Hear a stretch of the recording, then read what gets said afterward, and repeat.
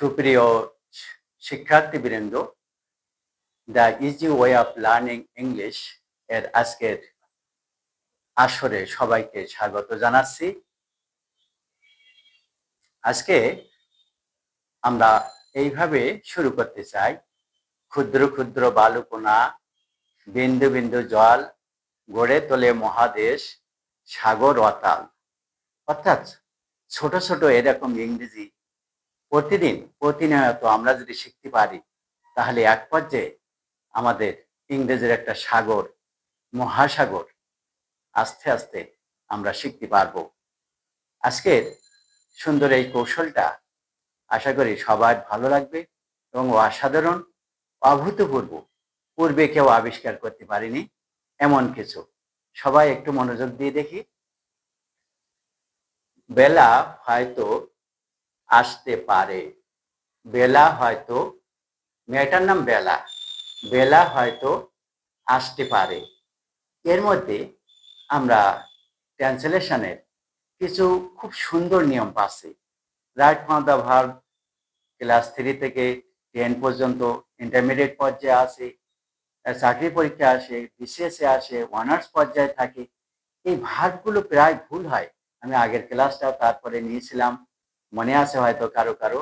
আর আজকে একই একটা সুন্দর কৌশল আমি এখানে এনেছি, সেটা হলো বেলা হয়তো আসতে পারে। দেখি বা যদি থাকে তাহলে সেখানে ইংরেজিতে আমরা উইল আনবো। যেমন আমি যাব, আমি যাব। এবং আগের দিনের স্ট্রাকচারটা মনে হয় মনে আছে অনেকেরই, যে এফ এল এম, অর্থাৎ ফিল্ম, ফিল্ম মানে ছবি, ফিল্ম, এফ এল এম। অর্থাৎ বাংলা ইংরেজিতে সাজাতে হলে ফার্স্ট, লাস্ট, মিডল। প্রথমে ফার্স্ট সাবজেক্ট লিখবো, লাস্ট অংশ ভার্ব লিখবো, এরপরে মাঝখানের অংশ দিকে ক্রমান্বয়ে চলে আসতে হয়। এটা একটা সাধারণ নিয়ম। আমি যাব, আমরা বলেছি বা থাকলে উইল আনতে হয়। সুন্দর একটা উদাহরণ, আমি যাব। তাহলে হবে আমি বা যা, এইভাবে সাজাতে হবে। I will go. ল, বেলার মধ্যে ল থাকলে পাস্ট টেন্স হয়, ভার্বের পাস্ট টেন্স হয়। যেমন সে গেল, সে গেল, গেল শেষে ল আসছে। লিখলো, পড়লো, খেলো, ঘুমালো, ল থাকলে পাস্ট টেন্স হয়। সে গেল, হি ওয়েন্ট, হি ওয়েন্ট। ক্রিয়া শেষে হয় থাকলে বি টু হয়। বি টু মানে M two, is to, R two, was two, war two বুঝায়। যেমন আমাকে যেতে হয়, আমাকে যেতে হয়। তাহলে হবে সাজানো, আমাকে আগে আসবে, তারপর হয়, তারপর যেতে। এইভাবে ফার্স্ট, লাস্ট, মিডল। আমাকে, আই, হয়, এম টু, আই পরেও এম টু আসবে পার্সন অনুযায়ী। আই এম টু, যেতে, গো। আমাকে যেতে হয়, আই এম টু গো। ক্রিয়া শেষে ত থাকলে ইউজ টু বসে, এটা অতীতের অভ্যাস বোঝায়। যেমন সে যেত, সে যেত, সে হবে হি, যেত ত, এই তয়ের জন্য আগে ইউজ টু আনবো। সে যেত, আগে তো আসবে, তারপরে যাওয়া আসবে। আগে সূত্র first, last, middle. He use to go, he use to go, সে যেত। সে ধূমপান করত, হি ইউজ টু স্মোক। সে নদীর ধারে হাঁটতো, he use to walk by the side of the river. এরকম আরো কয়েকটা করে তোমরা তৈরি করে, বাংলা তৈরি করে স্ট্রাকচারে ইংরেজি পড়লে আমার মনে হয় অতি সহজে এগুলো আয়ত্ত হয়ে যাবে। আ, বাংলা ক্রিয়া শেষে যদি আ থাকে সেক্ষেত্রে আইএনজি হবে। যেমন পড়া শেষ, তাহলে পড়ার যোগ আ, আ থাকলে সাধারণত আমরা আইএনজি দিতে পারি। এটাকে সাধারণত জিরান বলা হয় গ্রামারে। পড়া, রিডিং।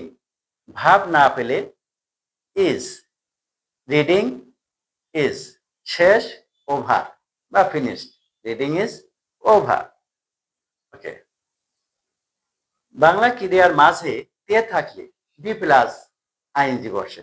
যেমন সে খাইতেছে, এর মধ্যে তে আছে।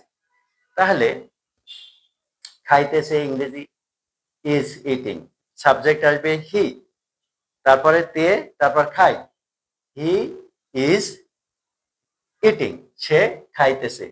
পারে থাকলে আমরা ক্যান বা মে লিখতে পারি, ক্যান বা মে লিখতে পারি, সে লিখতে পারে, হি ক্যান রাইট। তো যখন সক্ষমতা বোঝায় তখন ক্যান বসাতে পারি, আর যখন সম্ভাবনা বা অনুমতি বোঝায় তখন মে আসে।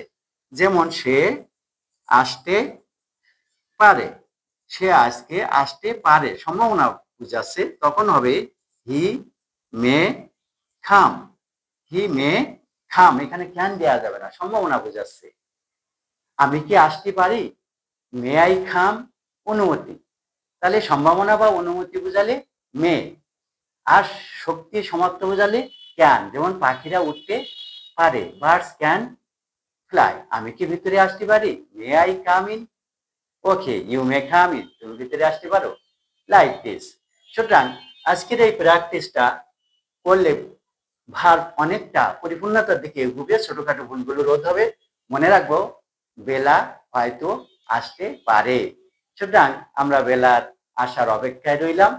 আজকের অনুষ্ঠান ক্লাস এখানে শেষ করছি। সকলকে ধন্যবাদ জানিয়ে আজকের প্রোগ্রাম এখানে শেষ করছি।